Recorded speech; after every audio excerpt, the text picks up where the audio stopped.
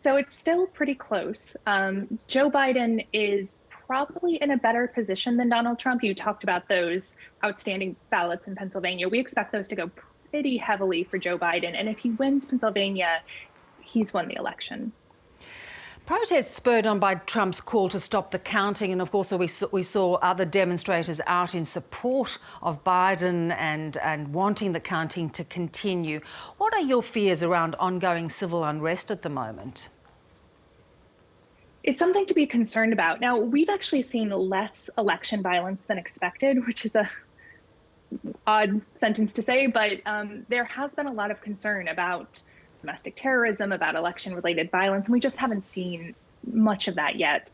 I think depending on how long this vote gets drawn out, concerns might rise. But for now, you've seen protest, but we just haven't seen large-scale violence, which is a good thing.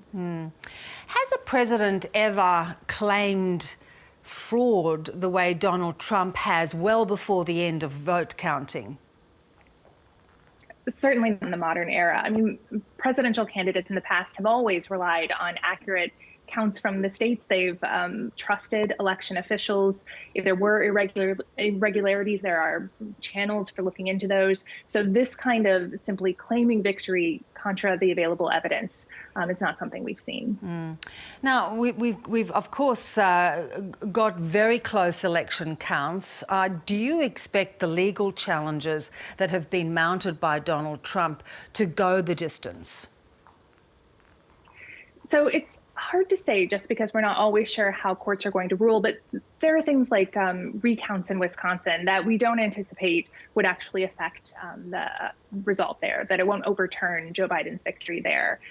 In places like Pennsylvania, you know, it could succeed, but it seems highly unlikely. I think there is a preference in the legal system that all votes are counted that were lawfully cast.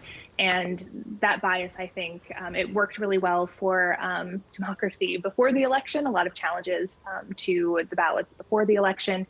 And I suspect it will hold up after the election, but we'll just have to see. Yeah.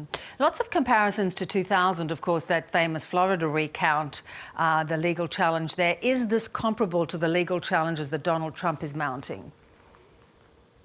So they look like that on their face, and that's for a reason. It's not because it's the same dynamic as we saw in 2000, but the Trump campaign has been trying to force a situation that looks like 2000. They wanted early calls in their favor. They wanted these sort of protests that you've seen, these legal challenges, delaying Democratic vote counts until later, so it looked like they were leading early in the night. So there are reasons why it looks like 2000. A lot of those reasons are manufactured rather than spontaneous similarities. Now, Joe Biden is on track to have the highest ever vote recorded by any presidential candidate. Should he not win, what does it say about the electoral system?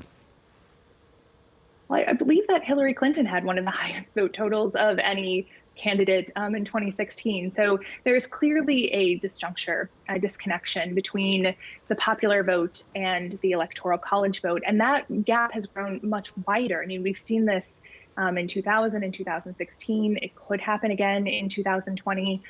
So what that suggests is you have a system that is not reflecting the popular vote.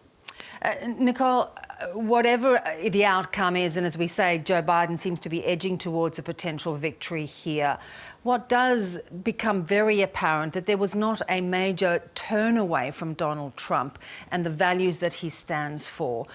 How do you think this divide is going to be bridged? So that's actually an interesting question, especially for the Republican Party, as it tries to figure out what the secret sauce is for the party, because Donald Trump really challenged a lot of the platform policies that Republicans had stood for. But it's also an issue for the Democratic Party, because we've seen a real demographic shift in the vote this year, and Democrats are going to have to wrestle with the sources of Donald Trump's popularity in the coming years. Yeah, Nicole, good to have you with us. Thank you so much. Thank you.